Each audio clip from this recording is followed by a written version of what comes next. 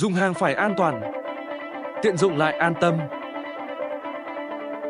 Đó là những điều kiện gần như bắt buộc khi nói đến văn phòng phẩm hay đồ dùng văn phòng.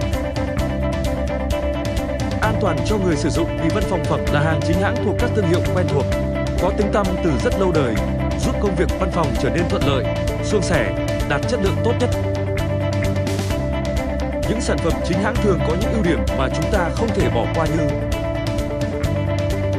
hình dáng đơn giản nhưng tinh tế và thân thiện với người sử dụng, màu sắc tươi sáng, bắt mắt,